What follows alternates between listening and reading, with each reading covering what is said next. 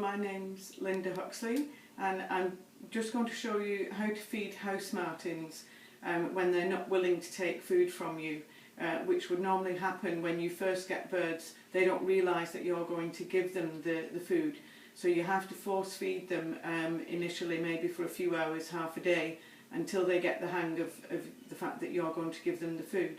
So I've got 4 house martins here that I got yesterday. So they're from 2 different nests, and they are rather timid because they've had a trauma. Their nest collapsed and they ended up on the ground.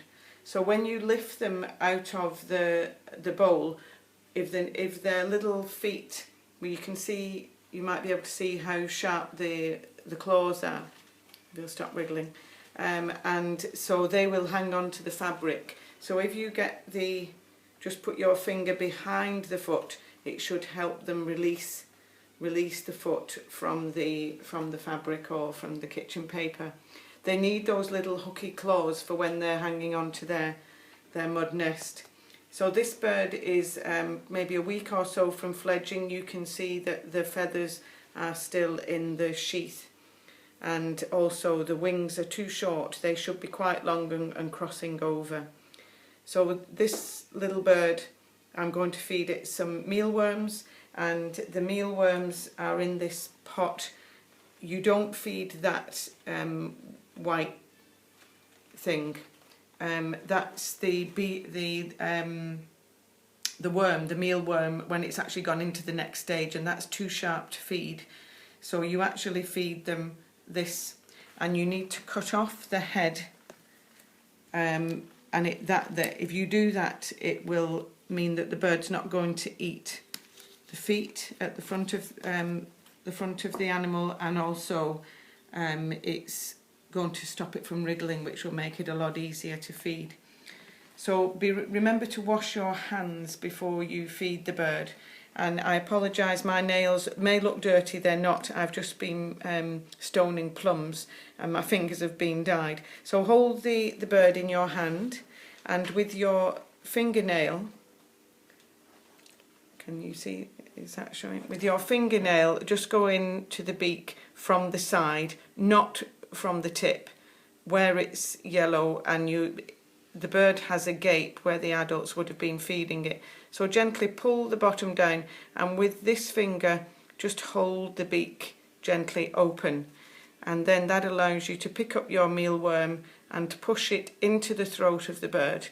Now I'm using tweezers, but they're blunt-ended, they're round-ended. Don't use sharp tweezers. So that's how you initially would get the bird to take mealworms, and you can massage the throat. If you think the bird is dehydrated, you can dip the mealworm into some tepid water before you feed it. And there's another food that you can feed them, and that's waxworms. And with waxworms, you don't cut off the head, you just give that whole. So here we go, we'll give him 2. They can manage 2, maybe 3. Oops, no, he's not taking that. So that will happen, that they don't take it. You have to really try and get it above the tongue and into the throat. There we go. So then what I try and do to encourage them to take the food from me when they get a little bit more confident is I take the mealworm and I'll just wave it in front of the face.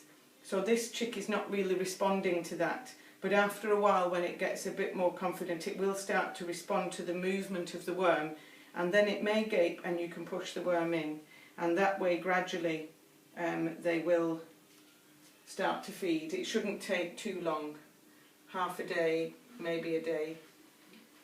And I then pop it back into the bowl. Now when you first lift up a bird, sometimes it will do its droppings. Whoops, that one's a bit lively. So just be prepared for that to happen. You see how that little one is clinging on to my finger. So don't yank that, because you could damage the foot, and a bird with a broken leg is not going to be able to perch and really has no future. So you just have to just push it from behind, and that should make it release. And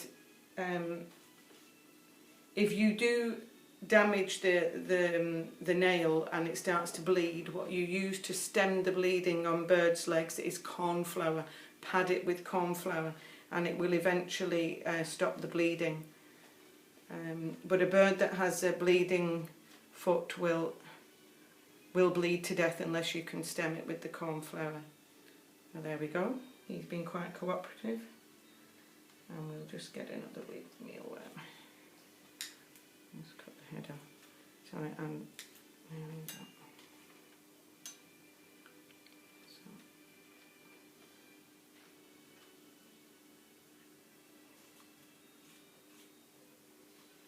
Do it with the tail end. Oops. Okay, I didn't get the head off that one, and you can see when they wriggle around the mealworms, it's quite difficult to get them in. So you're only gently holding the mouth open, and you don't need to prise it more open than you really need. And there we go. Okay, so he's had 2, and that should be enough for him for the moment.